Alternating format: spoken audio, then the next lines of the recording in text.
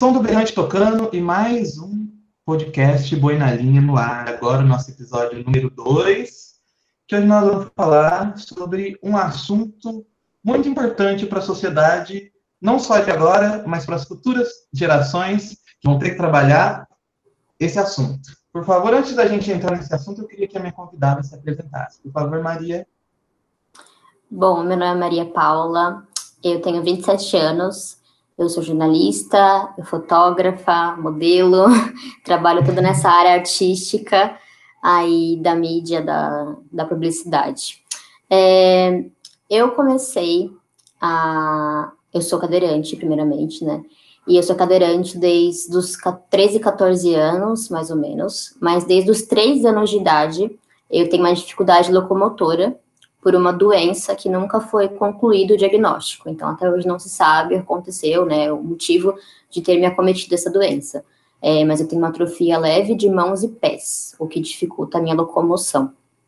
E durante um tempo também eu acabei tendo alguns problemas de dores e afins que prejudicaram também mais a doença. E desde os 13, 14 anos eu comecei a ser militante também da causa da pessoa com deficiência. Porque eu passei todo o meu período da adolescência, passando por vários momentos cruciais, assim, na sociedade, como pessoa com deficiência. Então, hoje também, de uns anos para cá, eu milito como eu sou militante da causa da pessoa com deficiência. Exatamente, o assunto do podcast de hoje é capacitismo.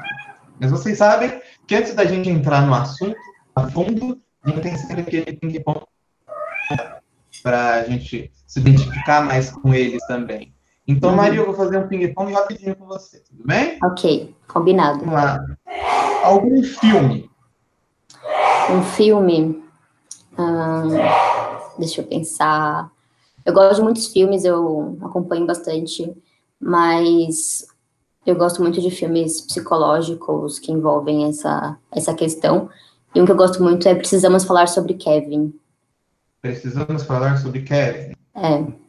Mas se for voltar para a questão da pessoa com deficiência, um que eu gosto muito é De Carona para o Amor, que é um filme francês. Sim. Agora, uma série? Uma série Atypical. Atypical. Uhum. Um livro? Um livro. Mulheres que Correm com os Lobos. Mulheres que Correm com os Lobos. É um autor preferido? Um autor preferido? Deixa eu pensar. Eu gosto muito também, assim, da linha de suspense, então eu gosto muito do Harlan Coben. Agora, um ídolo. Pode ser ou um ídolo da causa, do capacitismo, que já trata de capacitismo, ou qualquer outro ídolo. Um ídolo da família. Eu acho que meu maior ídolo é minha mãe. Eu acho que é uma pessoa que me inspira muito, que sempre me deu muita força em vários âmbitos da minha vida e que eu inspiro para ser a mulher que eu sou hoje. Os ídolos, pessoas da família, né? O que é muito interessante, porque eu pensei que iam ser pessoas da mídia quando eu pensei nesse modelo de ping-pong. Mas agora, para a gente fechar esse modelo, eu queria que você falasse uma música ou um gênero musical que você gosta, ou gênero com a música, qual que você prefere? Eu gosto muito de MPB, eu fui muito criada pela MPB na minha família, então eu gosto muito dessa vertente.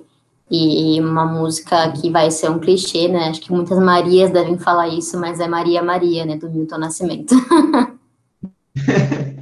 Assim, a MPB, na verdade, a maioria dos convidados estão indo nessa área da MPB mesmo. Mesmo o programa sendo ligado do povo do sertanejo, da sofrência, o pessoal está indo pro lado da MPB. Mas eu gosto muito da Marília Mendonça também, hoje em dia, né? Então pronto, já tá no podcast certo. Marília Mendonça. Inclusive, ela foi uma precursora agora das lives, né, de trazer a inclusão. Isso foi muito bacana dela levar intérpretes de Libras. Ela foi aqui, deu start nesse movimento, assim. Foi muito bacana da parte dela. Foi um movimento que também teve muitos adeptos depois, né? Isso, E agigantou. Ela levou um exemplo, né? Sim, mas então agora vamos entrar no assunto. Vamos lá. Maria, o que é o capacitismo e como ele se apresenta na sociedade? O capacitismo, ele é a discriminação contra pessoas com deficiência, independente dos seus graus. O capacitismo, ele está da mesma forma que o racismo para pessoas negras, que o machismo para as mulheres, a homofobia para as pessoas LGBT.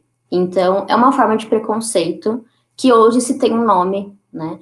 O capacitismo, ele se encontra na sociedade de diversas formas. Muitas vezes ele é muito confundido com um elogio, né? Uma linha muito tênue, porque vem de algo muito estrutural, muito cultural da nossa sociedade, de achar que as pessoas com deficiência ou são incapazes, são vistas como inferiores, né? E aí vem várias formas de preconceito através disso, ou de superestimar a pessoa com deficiência. Por exemplo, você é um exemplo de superação, você é um guerreiro, nossa, que força que você tem.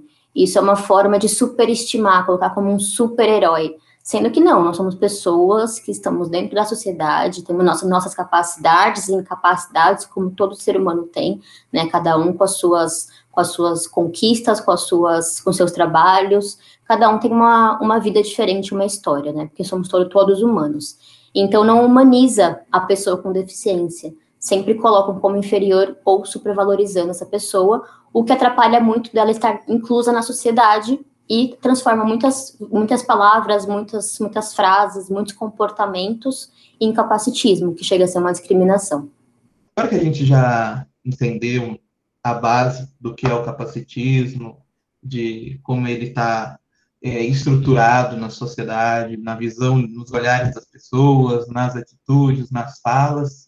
Eu queria, do seu olhar como fotógrafa, quais foram as maiores barreiras como o capacitismo é estrutural, quais foram as maiores barreiras tanto na fotografia quanto na vida de modelo?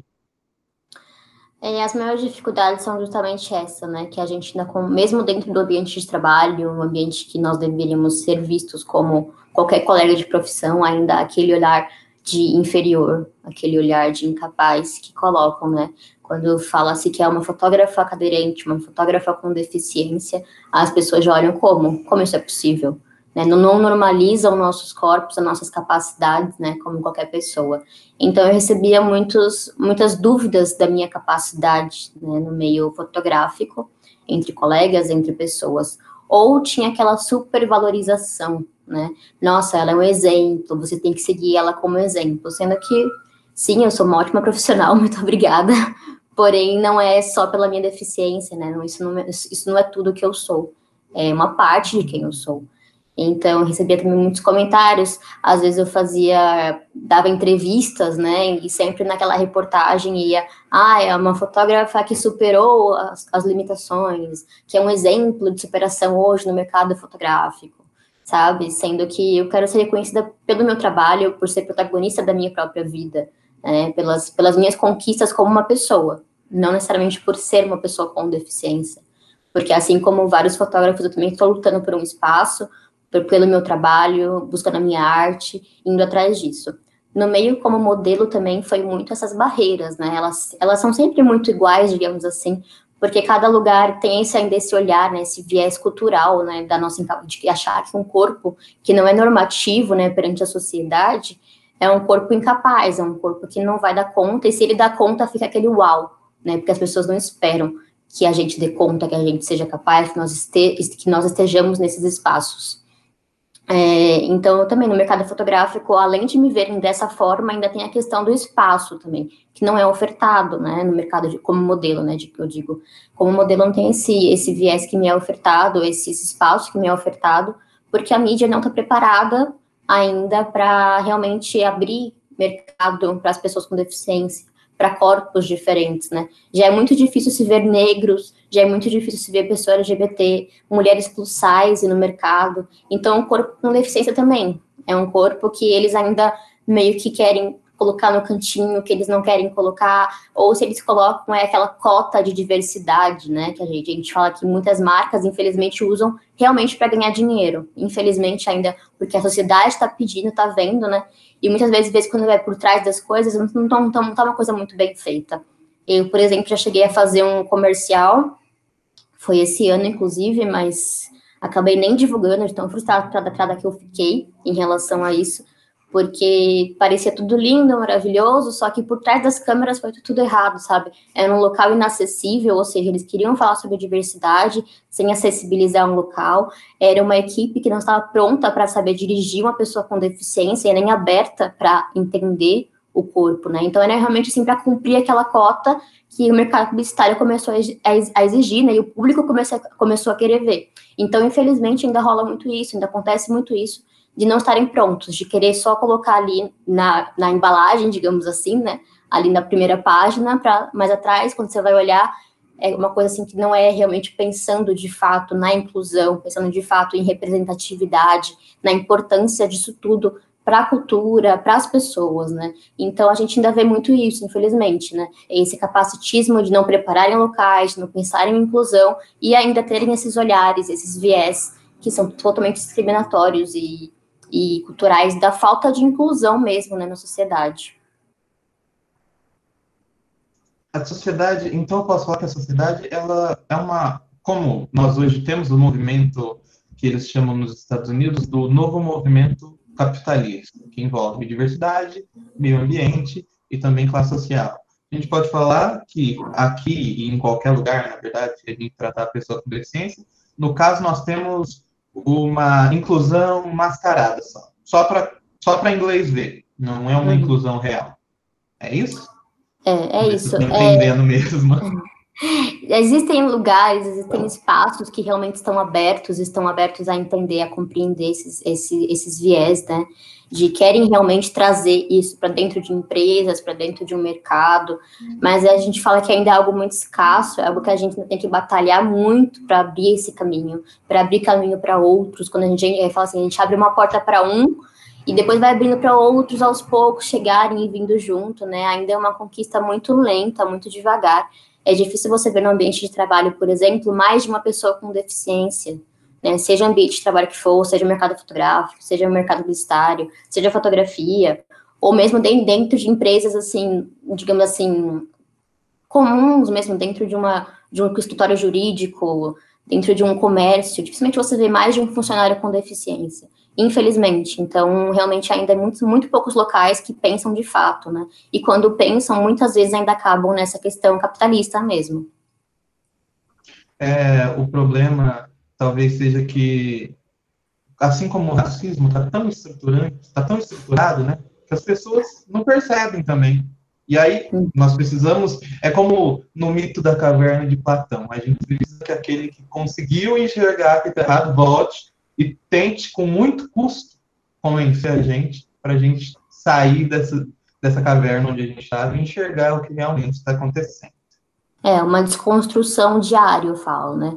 Eu falo muitas vezes assim, a gente, pela luta, né, por estar militando na causa, por estar dentro, às vezes é muito frustrante lutar, porque parece que a gente está falando, e ninguém está ouvindo, né? Então a gente ainda tem essa frustração e tudo mais, mas a gente tem que, às vezes, parar, respirar e refletir, não, calma, porque nem todo mundo está pronto para receber informação, nem todo mundo está preparado para entender o processo, então a gente tem que falar mais uma vez, e falar de novo, e falar outra vez, porque é uma desconstrução que nem todo mundo está pronto para viver. Então é um passo de formiguinha que eu falo mesmo, que a gente conscientizar as pessoas e levar a informação para elas. Sim, a conscientização, ela demora, às vezes até décadas, para uma geração que vem já conscientizada, porque é uma questão cultural. Então, até uma cultura sobrepor a outra, demora mesmo. Mas agora, ainda falando do ambiente da fotografia, como vincular a fotografia e o empoderamento? Como é que eu vinculo essas duas coisas? É fácil? É difícil? Já são coisas que estão ali no mesmo caminho? Como vincular as duas? Eu falo que empoderamento é a gente conseguir se enxergar, entender nossas diversidades, a gente entender que cada corpo é único e respeitar nossas diferenças. Além de respeitar a diferença dos outros, é nos respeitar também, porque cada um é diferente do outro. E o empoderamento na fotografia, eu vinculo muito a gente se ver, né, a gente se enxergar. Quando eu tinha 18 anos, eu sempre conto essa história, mas é porque faz muito parte da minha vida mesmo. Quando eu tinha 18 anos, eu fiz um ensaio fotográfico a primeira vez. fui convidada por uma fotógrafa, tudo mais, a gente combinou, e eu fiz esse ensaio. E eu me vi nessas fotos a primeira vez, eu tinha uma autoestima extremamente baixa, por viver numa sociedade capacitista, preconceituosa. Na adolescência isso é muito mais forte, então quando eu fiz 18 anos, eu ainda vinha com essa carga da minha adolescência, de bullying, de passar por alguns processos, assim, de zombarem do meu corpo, de questionarem o meu corpo, né, e eu ter vergonha do meu próprio corpo. Então, quando eu fiz esse ensaio, eu me enxerguei como mulher, uma pessoa bonita, uma pessoa que tinha a própria beleza, a primeira vez. Foi quando eu falei, nossa, eu acho que eu não sou o que disseram que eu era. Eu posso ser bonita dessa forma, de uma forma diferente do que eles acreditam. Então, eu me empoderei, comecei meu processo de autoempoderamento, de empoderamento a partir daí. Então, hoje eu falo isso, que a fotografia é você se olhar, você finalmente poder se ver quando uma sociedade inteira, às vezes, fala que você não é bonito, ou quando a sociedade diz que você não é capaz de fazer isso ou de fazer aquilo. É você se olhar depois de alguns traumas, muitas vezes. Eu falo que não é uma terapia, é muito diferente, né? A gente não tá para ser terapeuta, a terapia vem em conjunto, muitas vezes, né? Com a fotografia. Inclusive, já recebi algumas clientes, né, que até terapeutas indicavam como um processo da terapia, né, para elas realmente se verem, né, porque a mulher está sempre muito sendo excluída, a mulher, as pessoas fora do padrão, são sempre muito excluídas, né, do meio fotográfico, do mercado em si, então ela realmente não consegue se ver. Então, eu vejo isso, a gente mostrar para a pessoa quem ela é, tentar mostrar o melhor lado dela, a melhor visão que a gente tem, porque às vezes a pessoa, ela se olha no espelho, ela se vê de uma forma, mas quando você mostra o seu olhar dela para ela se vê de outro jeito, totalmente diferente, que ela não imaginava que ela poderia ser, né? Porque ela sempre tem aquele olhar crítico consigo mesma. A gente se olha no espelho e a gente não fala, nossa, como eu tô bonita, olha que mulher forte, olha que mulher isso, né? A gente não olha no espelho e se elogia. Então, quando a gente vê as fotos, a gente olha e fala, uau, eu sou bonita, olha essa mulher aqui. Então, você se olha de novo, com mais carinho, com mais delicadeza, né, na visão do outro, que é ali o fotógrafo, no caso, a fotógrafa. Então, acho que, assim, a fotografia por si só, ela já é um processo de empoderamento. Quando tem um fotógrafo ali que sabe trabalhar isso junto, que tem esse olhar com carinho para os processos da vida da pessoa, por entender que muitas vezes ela não se viu durante a vida dela, ou criticaram ela durante a vida, e ele vai saber trabalhar ainda melhor isso para poder empoderar essa mulher, essa pessoa.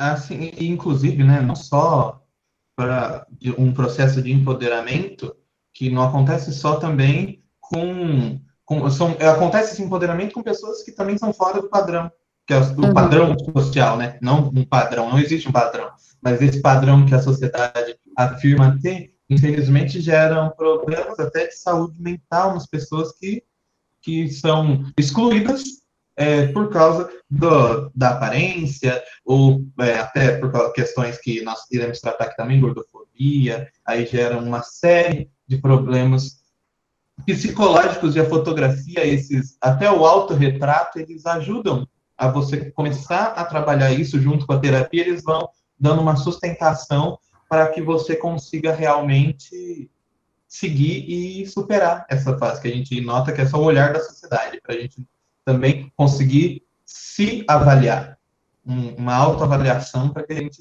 realmente consiga controlar a nossa vida, porque isso é como se alguém tivesse roubado a nossa vida, esse ato da exclusão social.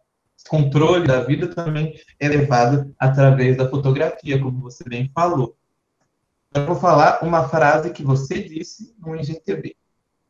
78% das mulheres brasileiras não estão satisfeitas sexualmente. E as pessoas com deficiência são vistas como assexuais. Como é tratar sexualidade, que já é um tabu social, e vincular essa sexualidade com uma luta capacitista?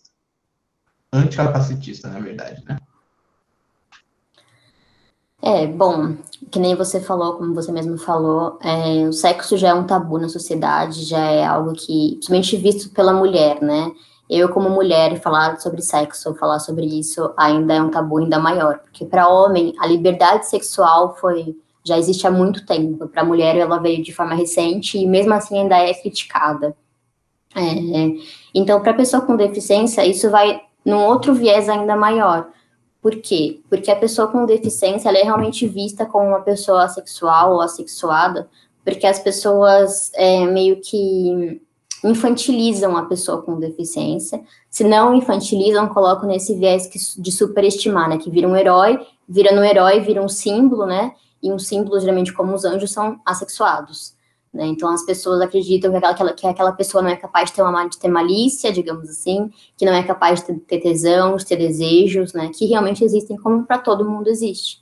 Só que como não naturalizam, não normalizam nossos corpos, nossas vidas, então vira aquela coisa assim, uau, eles fazem isso, eles são capazes de fazer sexo, e ainda mais vem a questão também de acharem que homens que têm lesão medular ou que são cadeirantes não têm ereção, por exemplo. Então, há muitos mitos, né, envolvendo isso, que acabam virando um processo, esqueci a palavra agora, um processo de... vira um processo de realmente achar que nós não somos capazes de ter relações, de ter relacionamentos e afins. Então, é muito complicado uma sociedade negar a sexualidade, negar as vontades, os desejos de uma pessoa,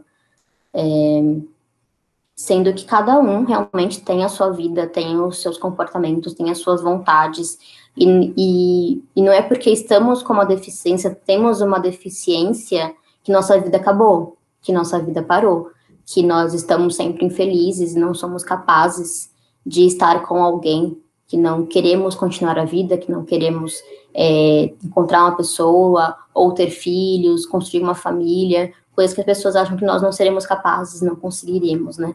Muitas vezes, por exemplo, uma frase muito capacitista que a gente ouve quando a gente está namorando, quando nós temos um parceiro, as pessoas endeusam esses parceiros, né? Eles falam assim, nossa, ele é um anjo por estar na sua vida. Nossa, que homem incrível, ou que mulher incrível. Por quê? Porque acredita que aquela pessoa está fazendo um favor, está cuidando da gente. E não, nós estamos nos relacionando, nós estamos fazendo sexo, nós estamos criando um vínculo, uma relação em conjunto, como qualquer casal faz, né? Cada casal tem as suas dificuldades, tem o seu convívio, e da mesma forma acontece com a gente. Então, é muito triste que não se fale sobre isso, sobre sexualidade, que não humanizem a gente também na questão do sexo, porque é um viés que acontece com todo ser humano e vai acontecer, e acaba prejudicando muitas mulheres muitas mulheres e muitos homens também que se acham realmente incapazes de ter uma vida sexual ativa, depois de que se tornam cadeirantes algumas vezes, ou mulheres que são cadeirantes sempre, e por isso muitos pais não conversam com essas meninas, com esses meninos, sobre sexualidade, e isso afeta muito eles, desprepara, né? Mas ainda a gente já tem muita dificuldade de falar sobre sexo no Brasil, sobre educação sexual. Então, para uma pessoa com deficiência, isso é mais prejudicial ainda, porque, querendo ou não, alguns corpos são mais vulneráveis do que outros. Então, é necessário uma conversa, é necessário conversar sobre isso, e mais para frente as pessoas terem prazer e saberem descobrir seus próprios prazeres e encontrarem, né, como você falou, o dado que eu falei, 78% das mulheres não estão satisfeitas, né, com a vida sexual, muitas vezes por isso, por falta de informação, por falta de conversa, por falta de conhecimento do próprio corpo. Então, num corpo com deficiência, né, com alguma deficiência, vai ter menos descoberta ainda, que precisa ser desmistificado, e sendo conversado vai trazer informação. Mas futuramente, aqui no programa já está marcado, nós vamos ter um programa só para desmistificar o que é educação sexual. Nada daquilo que o pessoal fala, que vai nas escolas distribuir aqueles livros que foram distribuídos na campanha de 2018. Podem ficar tranquilos que o programa não vai ser explícito, vai ser um programa que vai poder ser mostrado para as crianças e para os adolescentes também, que é muito importante essa educação sexual, ainda mais num país como o Brasil, com taxas tão gritantes de estupro e de violência sexual. Bom, então, já que a gente já falamos da questão de educação sexual, como eu estava falando antes, agora nós vamos tratar sobre outro tema que também vai entrar nessa questão do capacitismo. Você provavelmente, que está assistindo, ouvindo, já viu um filme que retrata uma pessoa com deficiência, mas que não é um ator com deficiência que está fazendo esse filme. É um ator que não possui nenhuma deficiência e ele encena uma pessoa com deficiência. O nome disso é Creepface. Maria, você pode explicar para a gente, por favor, todo esse conceito de creepyface e se existe alguma indicação, agora sim, alguma indicação de filme que não seja uma creepyface, porque a maioria que a gente assiste são atores que não são pessoas com deficiência que estão interpretando alguém assim. E que realmente é uma questão do capacitismo, dos estúdios não se abrirem para pessoas com deficiência em cenário. Bom, o Creepface é justamente isso que você falou. É um filme, uma série, uma novela, que vai ter um personagem com deficiência, mas não vai ser interpretado por um personagem com deficiência, vai ser sempre um ator sem deficiência. Da mesma forma que é o blackface, né, que era o blackface, muitos anos atrás, se usavam atores brancos pintados como negros, porque não queriam que tivessem atores negros, não davam espaço para os atores negros. Então, no teatro, no cinema, por muito tempo, foi usado o blackface. Eram atores brancos que muitas vezes eram super ovacionados pelo público, pela crítica, mas não eram atores negros, tiravam o espaço dos negros por muito tempo. E até hoje vem essa raiz cultural ainda. Por exemplo, você observa o Oscar, quase não se ganham atores negros, né, no Oscar, geralmente atores brancos, infelizmente. Ainda tem todo um manifesto relacionado a isso. E vem muito dessa raiz racista, né?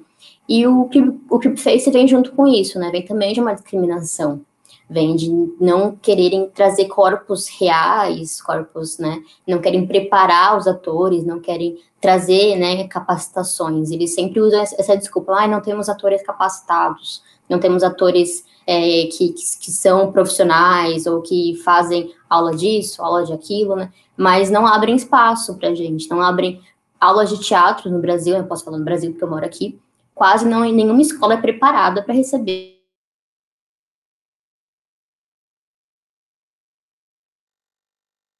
para atores, né? Eles têm que abrir espaço, tem que abrir mais espaço. Mas quando a gente para observar, a raiz é muito maior, né? Realmente não estar pronto para receber esses corpos que não são normativos. Então, ainda existem muitos filmes, muitas séries que fazem o Creepface, muitas novelas. No Brasil, a gente teve a novela com a Aline Moraes, que foi, acho que, uma das primeiras a trabalhar a questão da deficiência, que foi a novela Viver a Vida, uns anos atrás, em que a Aline Moraes era uma modelo, ela sofreu um acidente e ficou paraplégica. E foi a primeira vez que eu me recorde que teve o Creepface, porém, naquela época, ainda não se falava sobre isso, ainda era algo muito novo, mas mesmo assim, todavia, entretanto, porém, eles colocaram uma atriz, foi a Tabata Conte, uma atriz incrível, que foi a primeira atriz com deficiência do Brasil. Eles fizeram questão de trazer a Tabata Conte para trabalhar. Então, mas ainda assim, ainda não se colocam muitos espaços como esse. Sempre quando a gente vai ver uma novela, um filme, são atores sem deficiência. No Oscar mesmo, né, entrando nessa questão do Oscar, assim como acontece dele ser racista, ele também é capacitista, o Oscar, porque já foram premiados 25 atores sem deficiência atuando como deficientes.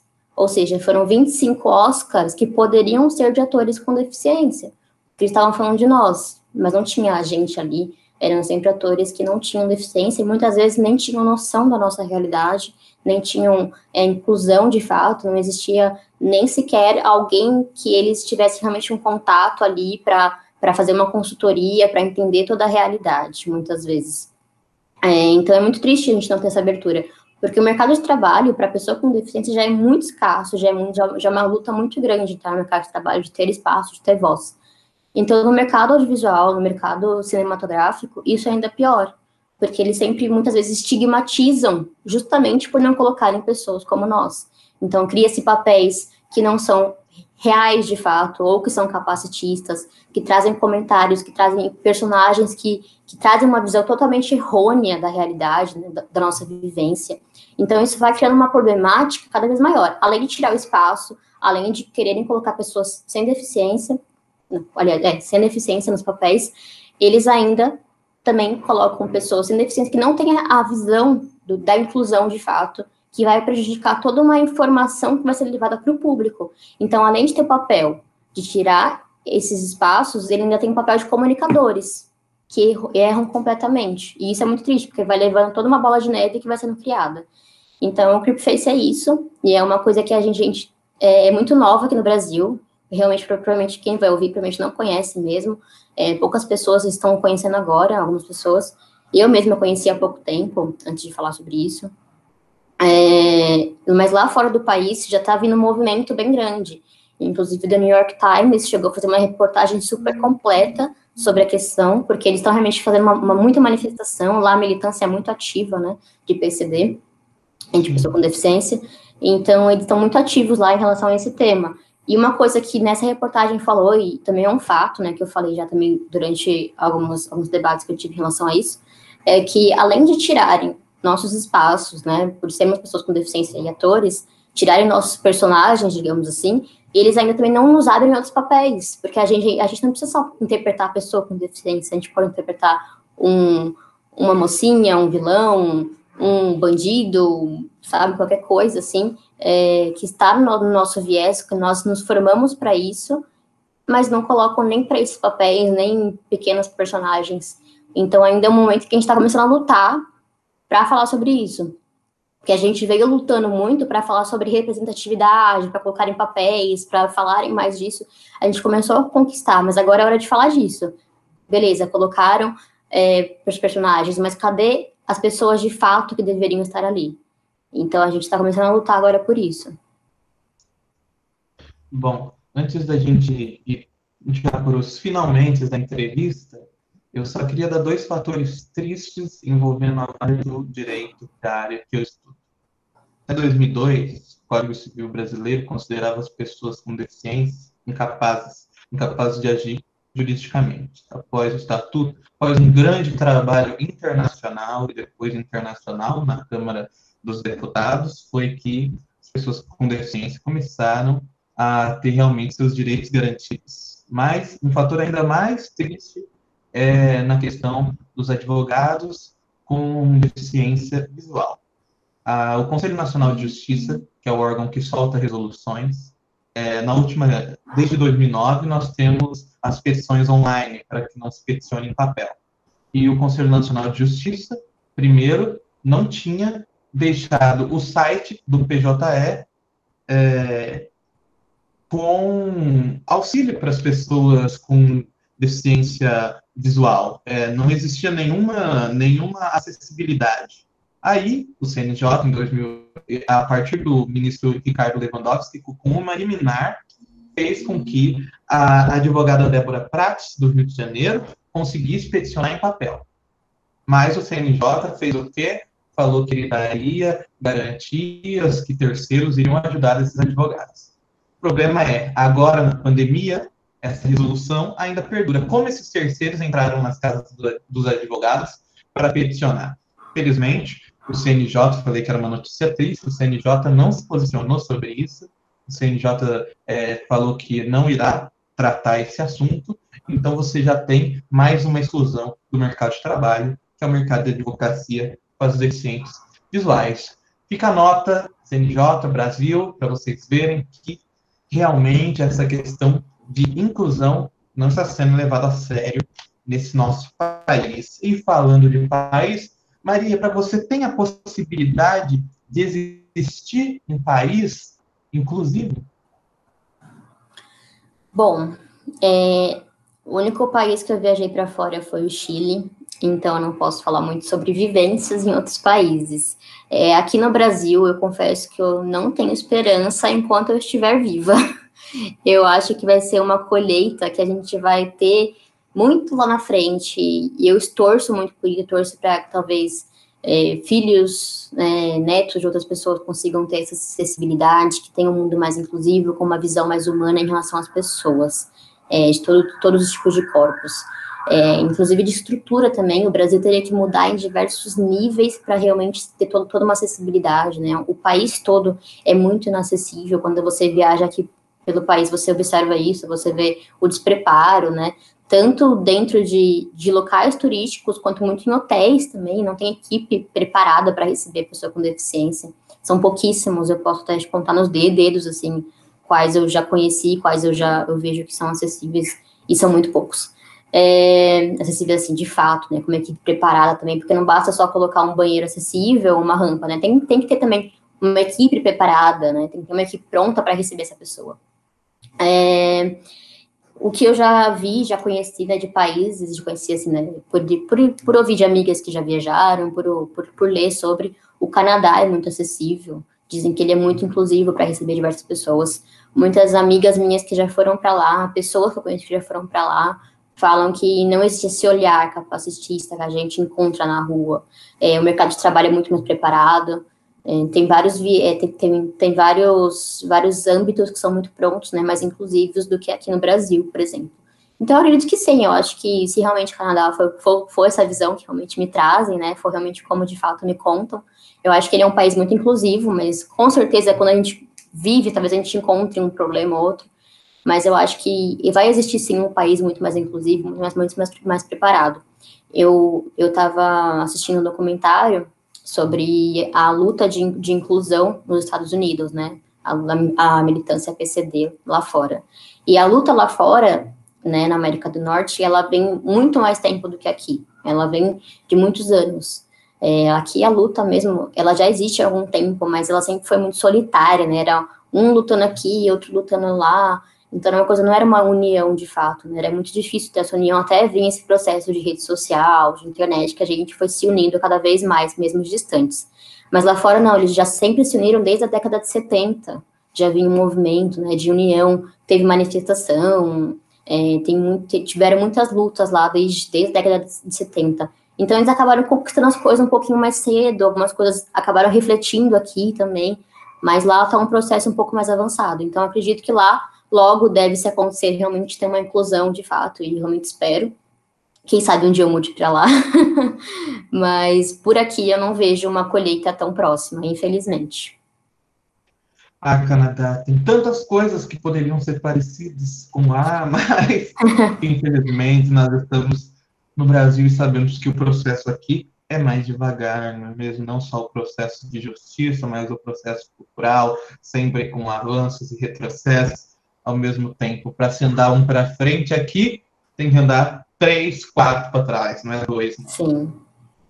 Maria, antes de você dar suas considerações finais, eu já gostaria muito de te agradecer, falar muito obrigado por você ter participado desse programa número 2. Eu agradeço muito.